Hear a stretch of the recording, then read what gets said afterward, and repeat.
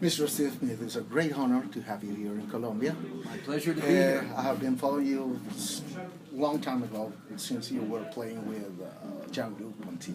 Okay, great. And I would like to ask you a few questions, very simple. Yes. How do you feel here in Colombia, and how you feel the work with the students here in our school? Well, this has been quite a unique experience. First of all, I've never been to Colombia or Bogota, so it was interesting to come here and see the city for the first time and see some sights. And I went to Montserrat the other day, which was amazing. Yeah. And then I've met some of the local musicians, both drummers and some of the musicians that I'm playing with in the band, who are very, very good on keyboards and guitar and bass. And they did quite a great job of learning my music, so that's impressive. And working with the students has been a lot of fun, and I can see that they can handle a lot of details because we've been getting into a lot of details in the master classes. So they've been fun for me because I get a chance to play a lot and talk about the musical concepts that I feel are important. Have you ever played Colombian rhythms like bambuco or No. Never? Never. But do you know? Must know. I don't. No. No. Never tried. I learned some last night. Oh, I really? played a few last night, yes. But that's all. Yeah. Great. With your band, Vital Information, have you have any plans to visit Colombia again with them? I don't have plans to right now. I'm Well, open who knows? to it. I'm willing to do it. I'm ready. Great. But no plans at the moment. Other question: did you ever play with sonor drums along your career? 38 years with Sony. 38 years playing with sonor. Yes. But did you never try with other drums? Never. Never. No. I always liked the sound. So German discipline. And the discipline and the great quality. Really great quality. So I've always stayed with them, and they've treated me very well over the years. Another question. When you were playing with Jean-Luc Ponty in the latest 70s, 1976 and 1977. 1977, when you recorded with Enigmatic Ocean, what was the challenge in the drumming concept by those days till today? I mean, how far the drumming concept has changed during 30 years? My drumming concept, or Yeah. just in general? In general. In general.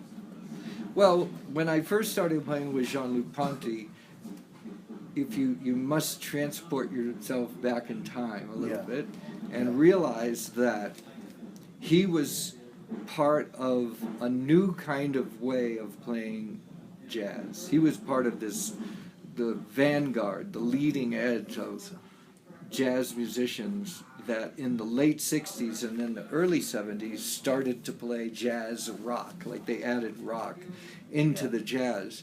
Now people call that fusion. Back then we just thought of it as jazz, and this is what's going on the forefront of jazz. People are playing with electric instruments, like the electric bass started being used, and the Fender Rhodes started being used in jazz, and then the synthesizer, and then the drum sets got bigger, and then the amplifiers got louder. So by the time I was playing with Jean-Luc, I was still playing a lot of jazz right before I played with Jean-Luc. Mm-hmm. And in fact, that's what got me to play stoner drums. I was playing these little Gretsch jazz drum set. Yeah. And when I first started playing with Jean-Luc, I was playing more jazzy and this kind of small jazz combo kind of approach, though his music was more fusion. I had not really played this kind of jazz rock fusion before, so it was a new experience for me. And then he asked me to get a big drum set. Like he called it, like get a big, like a Billy Cobham drum set, you know, because Billy Cobham was the master then. He was especially, not 3 yet, but he had 2 bass drums and about, 6 toms or something. Did with 3. Later, but Later. back then he Ah, still okay, just right. had 2. But so that's what I bought my first Sonor drum set in January 1977, and bought 2 24-inch bass drums and 3 rack toms and a 16 and an 18-inch floor toms, very big drums. So I was just learning how to play this kind of big rock fusion style, playing with him, which was great fun and exciting. But I was just a kid. I was 22 years old, so I was really learning in the moment. Yeah. So it was a great opportunity for me to be playing with him, and then make my first album, which was Enigmatic Ocean. It's the first album that I ever made. That album is amazing. Yeah, it still sounds good after all these years. Well, So things have changed a lot since Yeah. then in my playing, and my playing's gotten much more refined Yeah. than it was in those days. My technique's better, my time is better, my understanding of music is a lot better. But still, I was good for my age, I think, in those years. And then overall things have changed in some ways, where at the forefront of jazz now, we're back to small drum sets. Yeah. Generally that big drum Return to the set. basic. Yeah, it came around that the young jazz drummers, when I was young, all the young jazz drummers started to play fusion. Yeah. So it would be like my contemporaries would be like Terry Bozzio, Yeah, of and course. Vinnie Colaiuta, Yeah. and Dennis Chambers, and Dave Weckl, Yeah. and Omar Hakim, and people that play this more fusion style. But then later, jazz drummers started to play. The young people started to play more like the jazz drumming of the 50s and 60s, Yeah. and in the early 60s. Then you had like Bill Stewart and Jeff Tain Watts, and then Artie Honig and Brad Jeff Ballard, and drummers that are now gravitating back to playing smaller drum sets and playing at a lower volume level and playing acoustic. There's a lot of acoustic music, and the musicians are learning how to play at an extremely soft, dynamic level. So this is like in a way what's happening on the forefront of jazz now. Yeah. And Antonio Sanchez, is one of the leading jazz drummers of our time now. And as well, there's so many.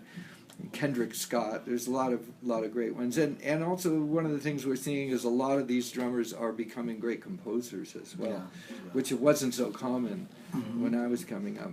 Some drummers were writing music, but a lot of them didn't. And I never really developed myself as a composer, but I'm a good collaborator, and I like to have people in the band that are good writers. Yeah. So in a way, my model as a band leader is, it's more like, say, Art Blakey, who had guys in the band like Benny Golson or Bobby Timmons that could write nice tunes for him, or like that, versus Tony Williams eventually got to the point where he wrote all of his own music, so he really was blazing the trail in that way.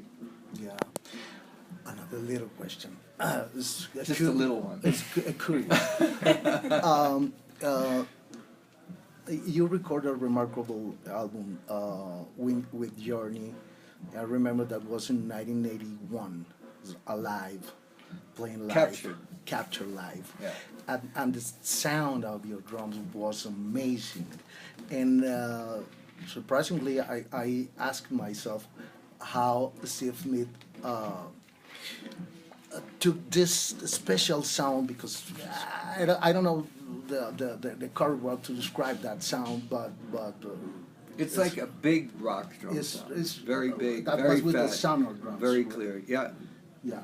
But 2 24-inch bass drums, very big drums, and I don't remember exactly but all the toms were 8 inches deep, because they had 10, yet to 12. invent the idea of a power tom, so it was probably like a 10 by 8 and a 12 by 8 and a 13 by 8, 16 by 16 and 16 by 18 inch head. 18. And then maybe a 7-inch deep snare drum, and I had all clear ambassador heads. That was recording with the And I have to say that most, like I tuned the drums well and got a big sound, but we had a very, very good recording engineer, Kevin Elson, who was he was the live sound engineer for Journey, but he also did the sound in the studio also. So he was a fantastic engineer and gets a lot of credit for getting that beautiful drum sound. Well, I have 1,000 of questions, but I know that you are, you must play and you have to take a rest. Yeah, I need a little bit of a But break.